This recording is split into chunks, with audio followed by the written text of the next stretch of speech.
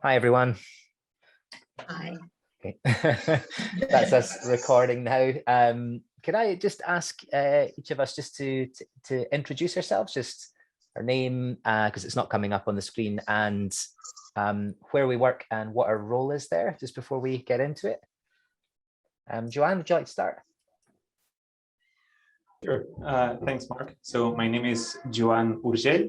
I'm from Barcelona. I work in Learnlife as a learning guide. And one of my roles is as well coordinating what we call Learnlife Studio Model, which is a set of thematic labs. We have the cooking lab, fashion lab, multimedia lab, and so on.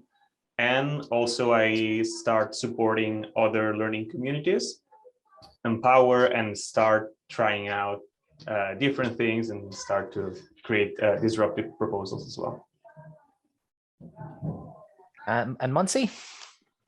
Okay, my name is Monse. I'm an Acesco teacher. I'm a head teacher in primary in stages, but I'm doing English classes in secondary too. And this year we have this new project that is together with Learnlife-Acesco, and we are trying to change our type of doing our classes and the way that our students learn. We think that is really important, and they manipulate more than being in front of the book all the time. And we thought that was a good opportunity to start changing that way in our school with them. Okay, thank you. And we're joined by Stephanie as well. Hi, so yeah, I'm Stephanie, based in Barcelona as well, and working with Joanne at Learnlife. My role is a global partnerships project manager, so I work a lot with people who want to open hubs or hub links in their location, whether in Spain or beyond. Okay, great. So, thanks for making the time to chat about this. So, I mean, you know, as we've covered a little bit there, we're here to talk about pretty exciting new partnership between Learnlife and well, various aspects of Learnlife and Acesco in Parets de Vallès. So, just to start from the beginning, Monse, what was the process that you went through of arriving at this point where you said, we need to collaborate, we need to partner, we need to bring, you know, somebody in to look for something different? What was the challenge or the issue you identified? Yes. How did that happen? The thing is that in primary, our classes, they are more collaborative, cooperative classes. Our students were doing mathematics manipulating, but in our secondary classes, they were still doing as long time ago. And we said, we can continue like this because our students, they are starting learning in that one way. And it's not possible being at the same school and in secondary, start doing back in time and think that they were not interested about people that they finished their studies without knowing who they are or what they wanted to do in their future. And we thought that we couldn't continue like this. And then 2 years ago, a new project, a Brenta project, arrived to our school, and they know Learnlife before, and they thought, okay, maybe they can help us to follow, find one way to improve and change this way of teaching. And that's why we start doing some meetings in Learnlife in Barcelona. We knew them, how they work in that place. We knew their students, how they practice, how they put the project in operating, because it's not the same that someone talk about, okay, the project is this, we would like this process, but if you see how they do it, it's better. And we thought that was a good way to do some adaptations to our classes, and that's where we are. Okay, so this is a kind of complementary thing, isn't it? You noticed the disconnect between the way you were doing something and what you wanted to achieve.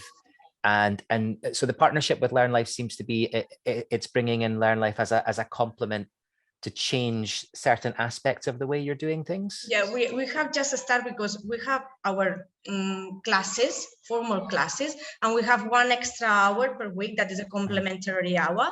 And we decided to pick up this complementary hour with technology subject together. because technology is really connected with Learn Life project and these things. And with these hours, 2 hours every week, we create a new subject that is a new project. Okay, and they do it 2 hours per week. Okay, so how did that work with you, Stephanie, in terms of so there's a school coming to you with you know, this idea that this is globally as an idea what we want to do, and then you've got to kind of work towards putting some sense of structure into that and building that partnership. I mean, what was that process? What did that involve? Yeah, I mean, we had worked before with Acesco, so that was the great thing, is that there was already sort of a personal relationship there that existed from our co-founder and CEO, Christopher Pomeranning. So we had actually delivered training to some of the Acesco teachers right when COVID hit, and a lot of schools wanted some extra support with the transition to online learning. So some of the teachers were exposed to us that way. And then I think this is a great partnership for us to start with, because they're located right here or just outside of Barcelona. So, you know, this gave us, I think, the advantage of just being able to, you know, it was easy for everybody to come and visit the space, for us to visit their space, to really develop this connection and kind of open communication. And then it's I would say it's a learning experience for both sides, right? We're also learning so much by working with you guys, and this will help us sort of package everything, smooth it all out, and then it'll allow us to work with partners from around the world who might not be able to come and visit us, and who maybe we can't support so directly and with so many extra hours. So yeah, I would say it happened kind of organically. It sounds like that's always the key word with anything around Learn Life, isn't it? It's that flexibility. It's about so I mean, Montse has this very particular, this is the space we've got, this is the time we can allocate, and this is generally where we feel there's a gap pedagogically speaking, you know, in the learning environment, and you just find a way to make the best use of that, to serve the learners in the best way you can. But there's a constant learning process that goes back and forth, isn't there? I mean, pedagogically, what does that look like? I mean, between, you know, Montse and Joanne putting this together, I mean, Montse, you've talked about things that were missing, you know, that you saw this disconnect and you're like, we can't continue like this. You know, how did you guys get together and say, well, this is how we can build this in, you know, as a complement, not kind of changing the entire structure, but this is how we can use this time to actually you know, serve these learners and help them develop in these ways that we can see is already missing. How did you manage to approach that? Not easy. So is it okay if I answer to that, Montse? Please do. Yes, yeah. please. I'll try. Okay. Because Joan is more used to talk about this than me. Okay. He loves talking about this. I love talking in general about everything. So the thing is, as Stephanie said, and also Montse touched that, is that it was about creating the relationship. So we really worked the relationship, getting to know each other, coming here in the space, visiting them there, and really understand the context. So on one side, Acesco could visualize better what they really wanted, and we could understand better what they could articulate, how they could activate that vision, right? So I would say the foundation was these positive relationships there, and kind of empathizing, understanding each other, then crafting the vision. So one thing that we've seen is that in the previous scholar year, Acesco ran a program called Apasiona, which in Catalan would be like ignite your passions, something like that. And that was a very strong program, but for a short period of time that they were running in the school. And then we said, okay, so let's inspire it by ideas. How can we create a disruptive Learn Life-ish project starting out of that? Because it is easier to start something that is existing somewhere where the foundations are, rather than launching from scratch, right? So we use that as a launchpad and we start adding new things, then preparing the framework in which Monse and the champions team there, they said, okay, so these hours, and it's not that we had the amount of hours and we decided how to fill it in, is that we have the vision first, and then we forced and we altered the schedule to make that vision a reality. And yeah, so that I would say that's how it started. So, and if we just dig a little bit into what's actually going into this time as well before, because another thing I'd like to come to is when we talk about embedding something, you know, so that it's not a complement, but there is a kind of structure to support and influence on the whole school. But before that, it'd be really good to understand what's going into this time. You've mentioned studio time, and I think in our discussions before, I learned that STEAM is a big focus as well, and the kind of the maker's studio ideas. So I mean, what's actually going into this time, and how is it actually starting to address those things that you identified as missing? So Acesco, they have a focus on cultures of thinking, which is a very strong project they run. But as Monse mentioned, they felt that they were missing this transferability, this manipulation, this putting projects into practice, not only in the world of the ideas and what's abstract, but actually activating things, right? So we thought, okay, so what we need here is just a little bit more of hands-on learning. We need more studio stuff, we need more STEM stuff, but how can we connect it with the cultures of thinking that they already have? So here is where the maker culture is, right? So we kind of use the maker culture to articulate all these projects. And what we're trying to do with this project is that we want to grow. So the vision that Acesco has is growing learners' autonomy, growing their capacity to identify passions, identify interests, and being independent and not depend on a teacher to provide them information, but change the role of a teacher, becoming more a available resource in the classroom for the learner to go to. Some sort of a guide instead of an instructor, right? So then we said, okay, we sat down and we co-created. How can we make this happen? And we said, okay, so maybe now none of us, nor the champions team, nor the teachers, and nor the learners are ready to jump into an autonomy project. But if we want to have an autonomy project in December, let's say, what are the skills we need to build before get there? So now what we're doing is little workshops to identify passions, little workshops later to like bootcamps on what maker culture is and so on. So we can start building the skills, how to guide, how to self-guide a little project and so on and so on. And then is when by late November, December, when we bring this big block of hours so the learners can start self-directing their own projects in the topic they want. Okay, so this is part of there's a vision here that goes way beyond just starting with this little kind of like a complementary space. I mean, you're talking about building towards something. I heard when we talked before, I heard the word transformation used about the school. And I mean, Monse, is that a word you would use when you're talking about cultures of thinking and the vision for the school? Mm-hmm. Do you see this as well as part of a stepping stone towards a wider transformation? And what is that transformation? Yeah, because we are starting, because as Joan said, our students at this moment, they have more knowledge about our culture thinking. They know the process, how to learn, the way they learning at the same time, no? But they are completely dependent to the teacher instructions, teacher all the step by step what they have to do.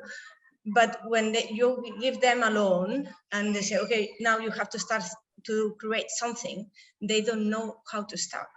They know many things, but they don't know how to do it. And now the idea with Learn Life is, okay, you are good at this, you like this. We create 5 labs, different labs, that they are working different areas. They are going to choose the one that they feel better, they passion, they think that they would create this in the future.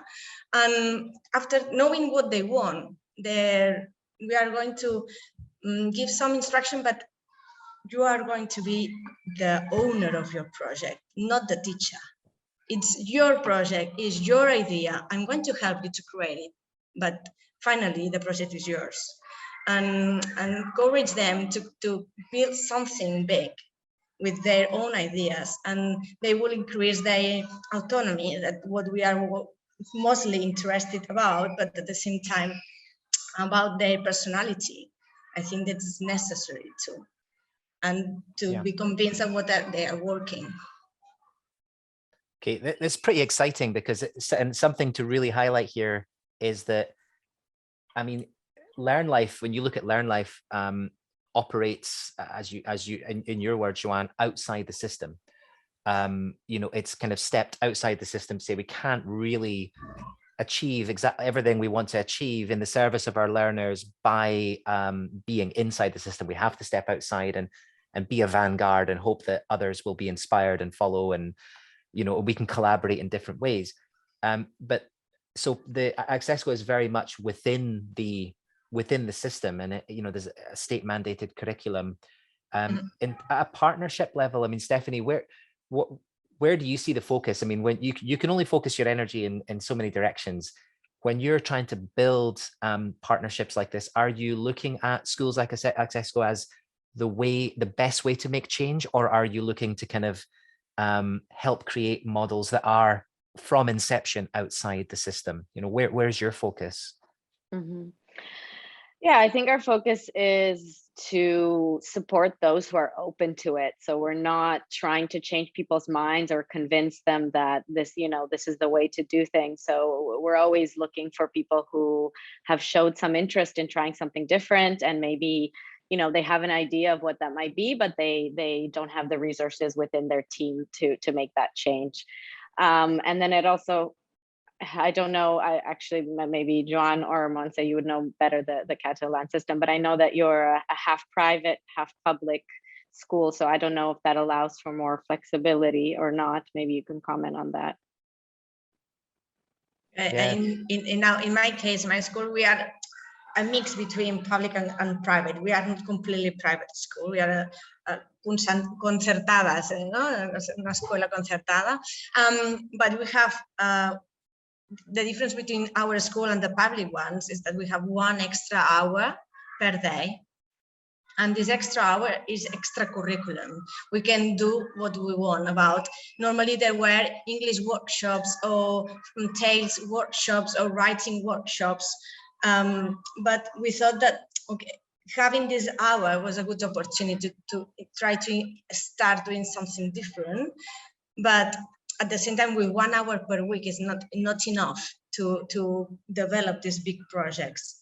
That's why we thought, okay, if they are going to manipulate different tools, different digital areas, why not to connect this to technology class, because it's so connected with that the subject. And that means this project would be punctuated with the subject too.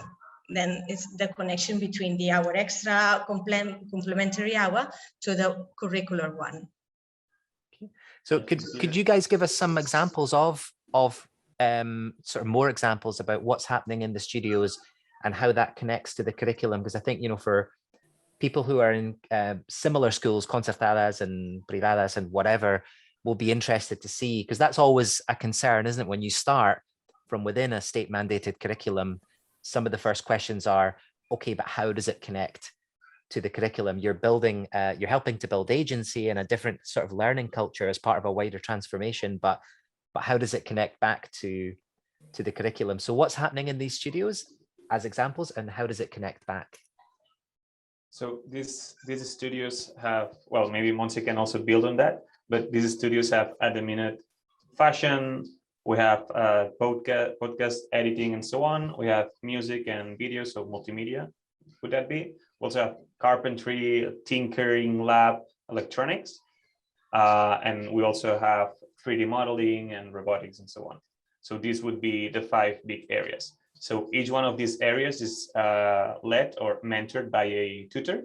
So the idea is that the learners choose the tutor who's going to be guiding their projects, right? So if you are interested in one of those areas, you choose a tutor to guide your project, but it's not a teacher that's going to be teaching you that subject, right?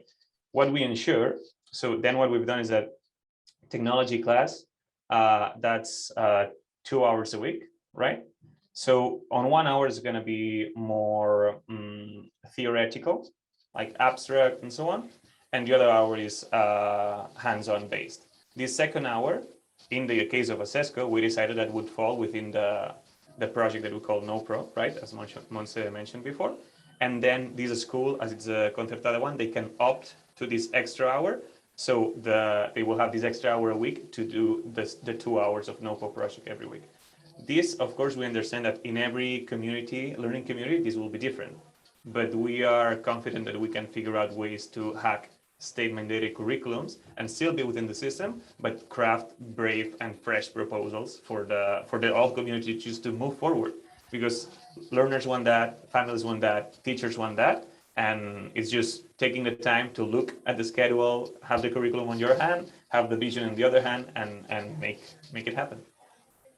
So I can see how that happens on the practical level. Words like tinkering, the makers sort of approach very much lend themselves to self-directed learning and, developing learner agency and inquiry and all of that. How do you do the theory bit that makes it fit with this? Because that's the tricky bit, isn't it? How do you help, make sure that this development of learner agency is consistent in the acquisition of theory? So about how the self-development skills are connected to, so the metacognition level in which the learners know that they are acquiring these soft skills. Is that the question, Mark? Yeah, so I mean, in terms of, because you said the first hour is theory, but instantly, if you are involved in education, in traditional education, you would think about, okay, theory is instruction. It is, Yeah. But if you're flipping that round and you're thinking about acquisition of theory in a non kind of teacher-centered way, how are you actually doing that? In this case, we're splitting it. So we will have Okay. two different rubrics in evaluation systems. So on one side, we have a theory of technology. Mm-hmm. So technology, instead of being 4 hours, now it's theory of technology, that half. The other half is the hands-on application of that theory that happens through the studio projects. And it's 1 extra hour a week because it's the hour the school is opting for. I see. Okay. So this is quite disruptive, because what we're doing here basically is sitting down with the champions team and the teachers and saying, okay, how can we actually enable that? And what can we do? And this is opening a lot of conversations in rubrics, in self-created assessment systems, how to evaluate one subject through another subject. This is through skills transferring. So all these topics that we're touching and opening now, this is quite enlightening also for a lot of teachers, that they see, wow, this can actually happen, right? Yeah, and this is the exciting bit. And I wanted to ask you, Montse, about, because you talk about cultures of thinking, and I can't help thinking about organizational cultures within a school as well. Mm-hmm. A lot of this, as it grows, is exactly as Joanne said, it opens up conversations, doesn't it? Is there another way to do things? Can we work transversally across subjects? Can we, bring skills together that bring traditional subject areas together? Your teachers better than anybody. How ready are they for this? I mean, do you think that this is going to be a slow process? Do you think that there will be a lot of challenges, or are they feeling the same way as you, that like, we got to do something different, we're ready for anything? Or, where are we here? We are really excited about starting this new project. But the thing is, our school, 2.5 years before, was in a very delicate situation, because we lost one line of P3, the little ones. And all of our teachers were really scared about, okay, what is going to be about my life? And if the school closed, what would happen with my future? Then when Imprint arrived with this group of schools that we are, and they inject their money and all their knowledge about the new methodologies, and said, okay, you can do it, but we have to change the way that you are doing it. and we start improving our way of teaching. We are improving our spaces because we were a traditional school, and we are improving in our facilities too. And after all this, that is external one, teachers want to know how to improve the way they were doing their classes again. And all of us, we are really interested in learning more, because what my experience and my colleagues too is, if our students like what they are doing, and they understand why they are learning this, and there is okay, we are learning this part because it's going to be useful in my future for another thing. They are more interested about our classes. They pay more attention. They are more concentrated. They want to come back to school. Sometimes they don't want to go at home. They say, I want to continue and finish that. I want to stay with you. Monse say, okay, but I need to go home. But yeah, but that this thing happened. I'm doing the fashion lab, and two of my students today asked me to continue because they wouldn't finish the project, and say, don't worry, continue at home. Say, no, we want to stay here with you. And I think that with teenagers is really encouraging, and for a teacher, you only want this, and then is why we want to continue working in that way. Yeah, that's I think that's right, that when teachers see that, it's like that's the thing that will change this. You know, everybody will be on board when they see the results, when they see the engagement from the learners and the enthusiasm and the connection, and actually, as you say, wanting to learn is exactly, it's what we all want in the learning environment. I wonder about the role of community, because, and this is kind of globally for everybody, because you know, Learnlife talks a lot about community, about being a community of practice, community of learners, and community of inquiry, that learning doesn't only happen in a school or traditional learning environment, or it happens at home, it happens in the city, it happens, you know, in studios, in nature. In terms of the studio and Learnlife, we're talking about, you know, different experts coming in, could be parents, you know, could be anybody with something to share that can enrich the learners. So I wonder how this aspect is coming in. So how do the parents, you know, how are the parents feeling about this sort of transformation? You know, are they able to get involved? And what about other teachers in other learning environments? So other schools, you know, is there a plan to kind of say, hey, come along and take a look at this, because this might be applicable in your learning environment? So how is Acesco opening the doors to the community to broaden this out? So it's just a global question for any of you there. I don't know, we have just done the first interviews with families, and we explained our new project, and we explained what NoPro is going to talk about, and what our students are going to practice, and how it's working. And families are really happy with it, the idea. No one put any object about that. All of them said that it's a good way to continue learning, and they are asking us to continue, and that's why we are really happy, because all of them are really interested to know, okay, and which areas are they going to do? They can choose, they can next term they can change another one. Yes, they could. Okay, that's great. And the students too.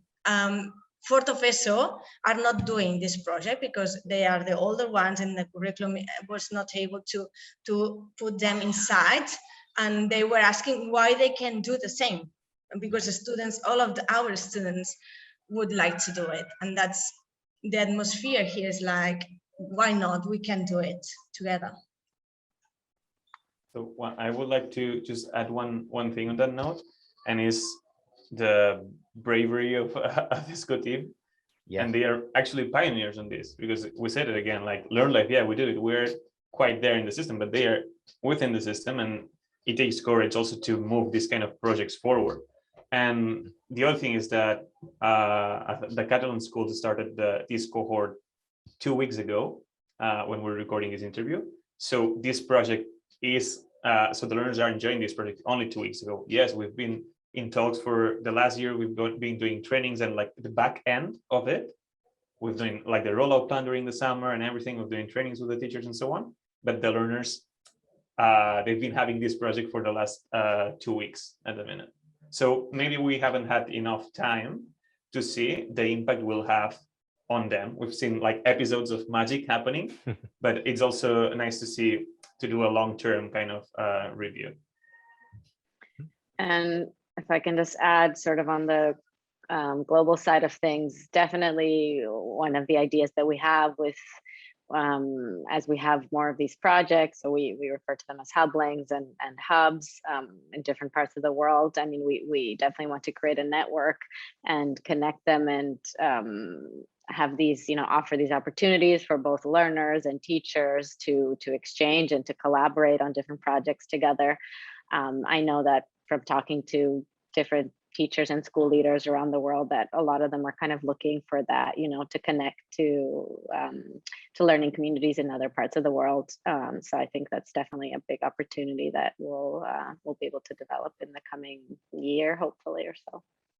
Yeah, that one of I mean, it might be it's obviously a drawback that when we talk about state mandated curriculum, that they are so, it's pretty rigid. I mean, Monse, you're saying that the fourth of ESO learners, they really wanted to, but they couldn't, and that makes me very sad. You're thinking about that. I'm sure it made you feel that way as well, having to say sorry, but there's not space in the curriculum. But there's another side to it as well, which is that because it's so rigid, any other concertada out there, if and I've got no doubts at all that this is going to be a huge success, zero doubt, and when it is, not if, but when it is, the great thing is that other concertadas will be able to look at it and say, well, I know that their school is exactly like mine, it's the same structure, and so if it can work there, then it can work with us, which is, and we need obviously people like you, Monse, that are willing to say, yeah, we're going to do something different, because others will see it and say, wow, why not me?